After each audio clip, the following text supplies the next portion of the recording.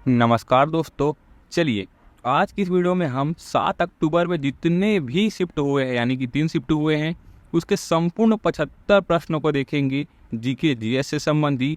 दोस्तों, आपकी जो एसएससी एमटीएस की जो एग्ज़ाम में क्वेश्चन आ रहे हैं, वो सीजीएल से भी कठिन आ रहे हैं और कहाँ कहाँ से पूछे जा रहे हैं ये आपको समझ ही नहीं आएगा। ठीक है, तो इसका मतलब ये है कि हमें एनालिसिस करना बहुत ज़रूरी हो चुका है। तो चलिए देखते हैं क्वेश्चन किस किस प्रकार से आपकी एग्जाम में पूछे गए थे। अगर आपका शिफ्ट बचा हुआ है ना, आपके एग्जाम बचे हुए हैं, तो चैनल को सब्सक्राइब करके रखना और इस वीडियो को शुरू से लेकर लास्ट तक जरूर देखना, क्योंकि इसी वीडियो से आपके 10 से 15 नंबर पक्के हो जाने हैं, क्योंकि एसएससी एमटीएस अपने क्वेश्चन रिपीट करता है। ठीक है दोस्तों, चलिए तो देखिए, पहला क्वेश्चन था आपका यहाँ पास, आर्य समाज की स्थापना कब और किसने की। दोस्तों, आपको बता दूं, ये क्वेश्चन मैंने आज से 3 दिन पहले यही पीवाईक्यू क्वेश्चन में आपको कराया था कि आर्य समाज की स्थापना दयानंद सरस्वती ने की थी। ठीक है, ये मैंने आपको बताया था। कब बताया था? आज से 3 दिन पहले वीडियो बना के, पीवाईक्यू वीडियो। तो इसलिए बनाओ, चैनल को सब्सक्राइब कर लेना, क्वेश्चन देखो कैसे रिपीट हो रहे हैं। ठीक है, तो आर्य समाज की स्थापना दयानंद सरस्वती ने की थी। ठीक है, मुंबई में मथुरा के स्वामी विरजानंद की प्रेरणा से की थी। किसने? आर्य समाज की स्थापना स्वामी दयानंद सरस्वती ने की थी। ठीक है दोस्तों, चलिए अगला क्वेश्चन है यहाँ पास, मगरमच्छ के हृदय में कितने कक्ष होते हैं? तो ये हो जाएगा 4 कक्ष होते हैं। ठीक है, इससे पहले हमें मछली के में पूछा था जिसमें 2 कक्ष होते हैं। ठीक है, यहाँ पास क्या है, मगरमच्छ का, तो इसके 4 कक्ष होते हैं। ठीक है, मगरमच्छों को छोड़कर सभी सरीसृपों के पास अपूर्ण 4 कक्ष हृदय होते हैं, याद रखिएगा। ठीक है, चलिए अगला क्वेश्चन पूछा गया था आपका, ये क्वेश्चन आपके मेरे हिसाब से सेकंड शिफ्ट का क्वेश्चन है।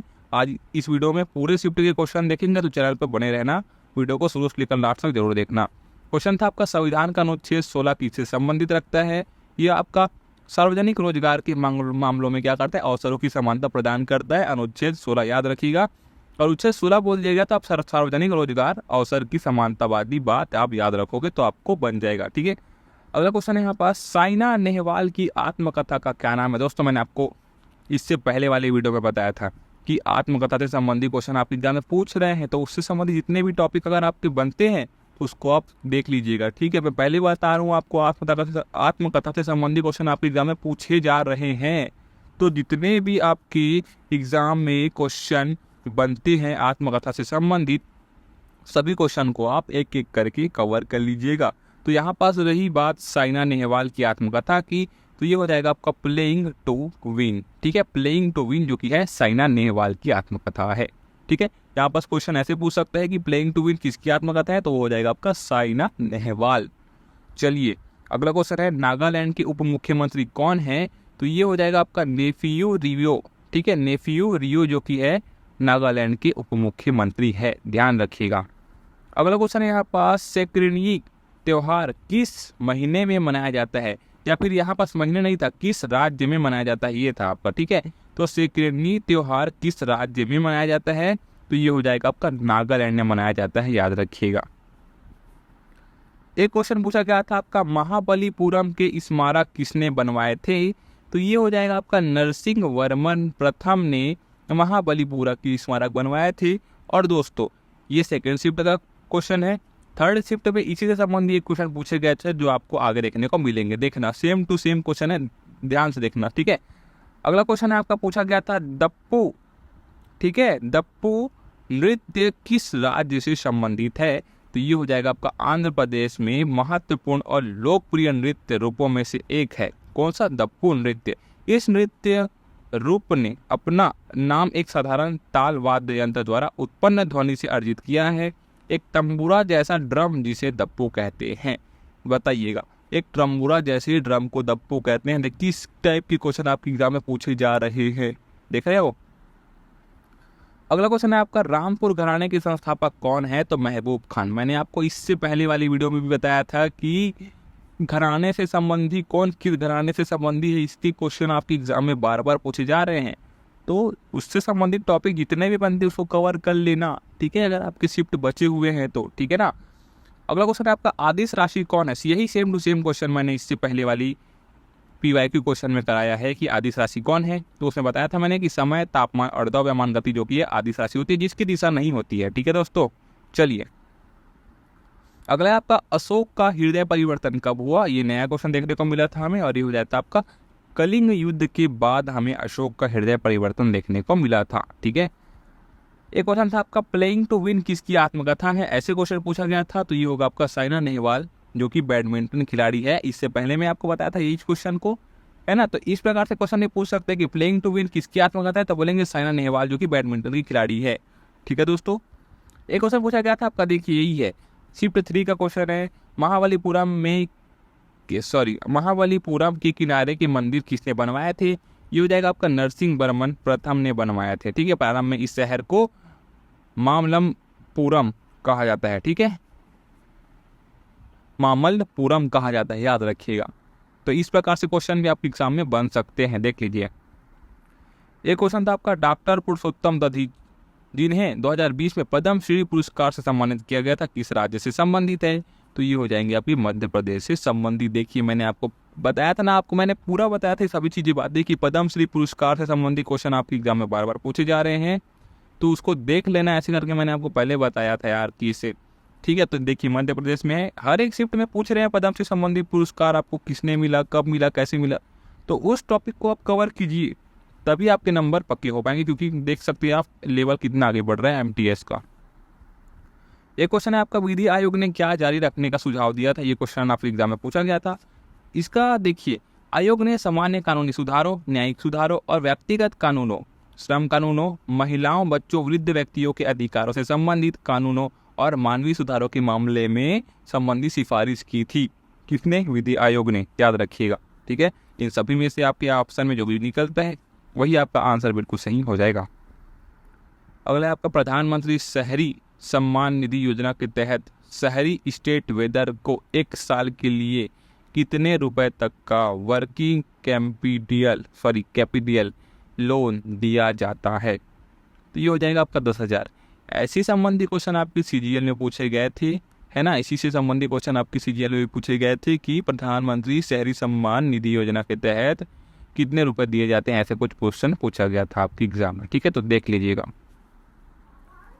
अगला क्वेश्चन है आपका यहाँ पास, कर्तन दहन प्रणाली को उड़ीसा राज्य में क्या कहा जाता है, तो ये हो जाएगा आपका पाम दबी या कोमेन कहते हैं। इन दोनों में से अगर आपके ऑप्शन में होगा तो वही आपका आंसर बिल्कुल सही हो जाएगा।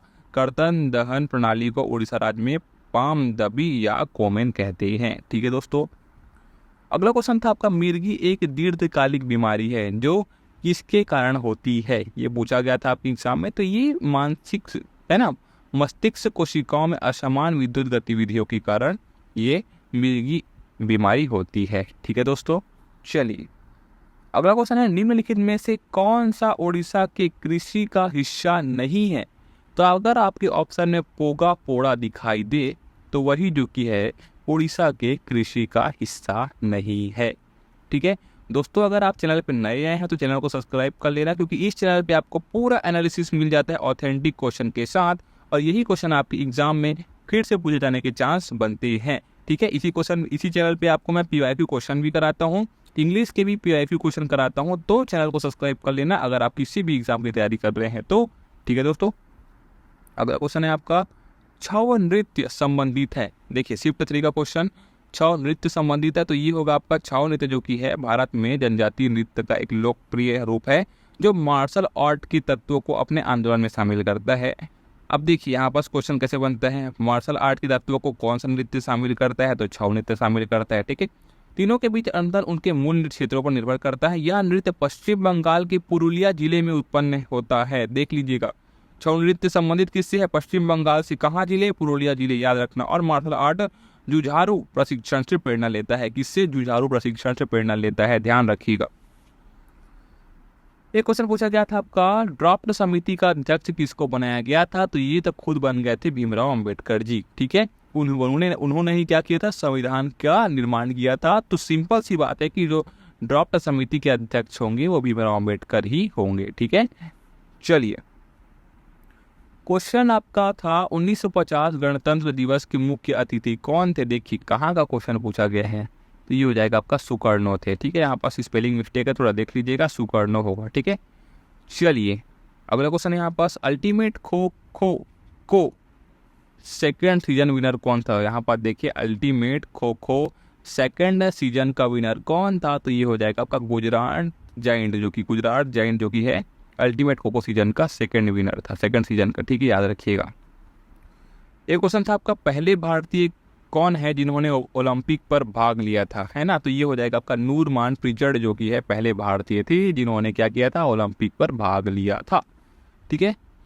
एक क्वेश्चन पूछा गया था आपका, खीरा किस फसल का उदाहरण है? तो ये हो जाएगा जायद फसल का। मैंने आपको पहले बताया था कि फसल से संबंधित क्वेश्चन भी आपके एग्जाम में पूछ रहे हैं, तो उसको कवर कीजिएगा। खीरा किस फसल का उदाहरण है? तो वो होगा आपका जायद फसल का उदाहरण है, ठीक है दोस्तों। एक क्वेश्चन था आपका, भीष्म साहनी की पुस्तक है या फिर किताब है या फिर बुक है, कौन सी है? तो वो हो जाएगा आपका तमस है। तो यही आपके ऑप्शन में था, तो वही आपका आंसर बिल्कुल सही हो जाएगा। भीष्म साहनी की किताब क्या है? तमस है। अगला क्वेश्चन था आपका, भारत छोड़ो आंदोलन कब हुआ था? तो ये हुआ था आपका 1942 में हुआ था। बहुत सरल क्वेश्चन था ये, भारत छोड़ो आंदोलन जो कि 1942 में हुआ था, ठीक है। आई होप ये क्वेश्चन आपके अगले शिफ्ट में पूछ जाए, भगवान आपका भला करे। चलिए अगला क्वेश्चन है आपका, क्वेश्चन था, बहुआयामी गरीबी सूचकांक शुरुआत हुई थी, कब हुई थी? तो ये होगा आपका 2010 में हुई थी बहुआयामी गरीबी सूचकांक में, ठीक है, 2010 में। एक क्वेश्चन था आपका, इंदिरा गांधी नहर किस राज्य में है? तो ये हो जाएगा आपका राजस्थान में। ये आपका पहला शिफ्ट का क्वेश्चन है। देखिएगा दोस्तों, सभी शिफ्ट के क्वेश्चन आपको मैं दिखा रहा हूँ।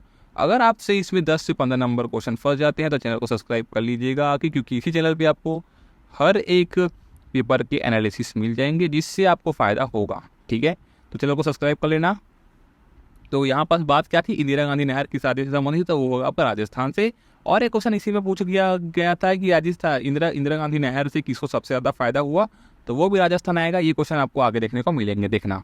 अगला क्वेश्चन था आपका, हर्षवर्धन की बहन राजश्री का विवाह किसके साथ हुआ था? तो ये हुआ था आपका मौखरी वंश के शासक गृहवर्मन के साथ हर्षवर्धन की बहन राजश्री का विवाह हुआ था। किसके? कन्नौज के मौखरी वंश के शासक गृहवर्मन के साथ, ध्यान रखिएगा। एक क्वेश्चन था आपका यहाँ पास, रैयतवाड़ी व्यवस्था शुरू किसने की? तो ये हो जाएगा सन 1820 में मद्रास के तत्कालीन गवर्नर टॉमस मुनरो ने क्या किया था, रैयतवाड़ी व्यवस्था की शुरुआत की थी, ठीक है दोस्तों। वीडियो बहुत लंबी हो रही है तो जल्दी देख लेते हैं किस प्रकार से आपके क्वेश्चन पूछे गए हैं। वीडियो एक बार समझ नहीं तो आप दोबारा भी देख सकते हैं, जिससे आपके दिमाग में कंटेस्ट हो जाए, ठीक है। चलिए अगला क्वेश्चन था आपका यहाँ पास, इंदिरा गांधी नहर से संबंधित सबसे अधिक किस राज्य को फायदा हुआ? मैंने बताया आपको राजस्थान को फायदा हुआ था इंदिरा गांधी नहर से सबसे ज़्यादा, क्योंकि ये यही बहती है, यही रहती है, ठीक है। चलिए एक क्वेश्चन था आपका, मोहिनीअट्टम किस राज्य से संबंधित है ना? तो ये होगा आपका केरल से संबंधित है। यही क्वेश्चन आपके एग्जाम में बार बार पूछा गया है, अभी क्वेश्चन है तो देख लीजिएगा। मैं आपको बार बार बोल रहा हूँ कि किस राज्य से कौन सा नृत्य संबंधित है, उसको देख लेना। वही क्वेश्चन आपके एग्जाम में पूछे जाते हैं, ठीक है। अगला क्वेश्चन है यहाँ पास, उत्तर भारत की मंदिरों की निर्माण शैली को क्या कहा जाता है? ये नया क्वेश्चन था। क्या कहा जाता है इसको? नागर शैली कहा जाता है। नागर शैली किसको कहा जाता है पूछा गया, तो उत्तर भारत की मंदिरों की निर्माण शैली को हम नागर शैली कहते हैं, ध्यान रखिएगा। एक क्वेश्चन था आपको यहाँ पर, कृष्ण नायर किस नृत्य से संबंधित है? तो ये हो जाएगा कथकली। मैंने अभी बताया आपको किस नृत्य से संबंधित पूछा गया, तो कथकली बोलेंगे। किसको? कृष्ण नायर को। चलिए एक क्वेश्चन था आपका, एस बालाचंद किसके वादक के लिए प्रसिद्ध है? तो ये हो जाएगा आपका वीणा से संबंधित है। कौन? एस बालाचंद। चलिए अगला क्वेश्चन था आपका यहाँ पास, गॉड ऑफ स्मॉल थिंग नामक उपन्यास किसने लिखी? तो ये लिखी थी किसने? अरुंधति राय ने लिखी थी। क्या? गॉड ऑफ स्मॉल थिंग नामक उपन्यास। एक क्वेश्चन पूछा गया था आपके, निम्नलिखित में से कौन सा अलाउद्दीन खिलजी का गुलाम सेनापति था? तो ये हो जाएगा आपका मलिक काफूर जो की था। निम्नलिखित में से अलाउद्दीन खिलाड़ी का क्या था? गुलाम सेनापति था। और यही क्वेश्चन आपके MTS के पिछले एग्जाम में भी पूछा हुआ क्वेश्चन है। अगला क्वेश्चन है यहाँ पास, अरविंद सिंह किस घराने से संबंधित है? तो ये हो जाएगा आपका मेवाड़ घराने से संबंध है। किसका? अरविंद सिंह का। अगला क्वेश्चन है, 1984 का डुरंड कप किसने जीता? तो ये जीता था आपका मोहन बगान ने जीता था 1984 का डुरंड कप। हो सकता है कि मोहन बगान ने डुरंड कप कब जीता? तो ये होगा आपका 1984, ठीक है दोस्तों। एक क्वेश्चन था आपका, 2023 एशिया हॉकी चैंपियनशिप किसने जीती? तो ये जीती थी अपने भारत ने, ठीक है। जय हिंद जय भारत वाला। अगला क्वेश्चन है आपका यहाँ पास, 1932 में पुणे समझौते में किसने साइन किया? तो ये सभी को पता होना चाहिए कि महात्मा गांधी। और किसने साइन किया था? दलित नेता अम्बेडकर जी ने। किसने? BR अम्बेडकर और महात्मा गांधी ने साइन किया था 1932 में पुणे समझौता में। एक क्वेश्चन था आपका, 2011 जनगणना के अनुसार भारत का लिंगानुपात कितना है? तो ये हो जाएगा आपका 919 महिला प्रति 1000 पुरुष था। कितना? 2011 जनगणना के अनुसार 919 महिला प्रति 1000 पुरुष। ठीक है दोस्तों, अगला क्वेश्चन था आपका माय कंट्री माय लाइफ किसकी आत्मकथा है। देखिए तीनों शिफ्ट में आपको मिल गया आत्मकथा से संबंधित क्वेश्चन, मिले कि नहीं मिले बताइए। माय कंट्री माय लाइफ किसकी आत्मकथा है। अभी आपको 3 शिफ्ट हुए आज की 7 अक्टूबर की, और सभी शिफ्ट में आपकी आत्मकथा से संबंधित एक क्वेश्चन पूछ लिए गए। मैंने आपको पहले बताया था इससे पहले कि आत्मकथा से संबंधित क्वेश्चन पूछ रहे हैं, पढ़ लीजिएगा करके। ठीक है, तो माय कंट्री माय लाइफ जो कि आत्मकथा है वो है आपकी लाल कृष्ण आडवाणी जी की। ठीक है दोस्तों, अगला क्वेश्चन है 2011 की जनगणना के जनगणना आयुक्त कौन थी। तो ये हो जाएगा आपका सी चंद्रमौली, जो कि थे 2011 की जनगणना के जनगणना आयुक्त थे। एक क्वेश्चन था आपका यहाँ पास, सरहुल त्योहार किस राज्य से संबंधित है। तो ये हो जाएगा आपका झारखंड, पश्चिम बंगाल, ओडिशा, छत्तीसगढ़ और मध्य प्रदेश के आदिवासी क्षेत्रों में मनाया जाने वाला त्यौहार है आपका सरहुल त्योहार। तो इन जो ऑप्शन है ना, इनमें से अगर आपके ऑप्शन में होगा तो वही आपका आंसर बिल्कुल सही हो जाएगा। तो चलिए दोस्तों, आज के लिए बस इतना ही। मैं मिलता हूँ आपको नेक्स्ट शिफ्ट पे कब के 8 अक्टूबर की। तब तक के लिए जय हिंद जय भारत।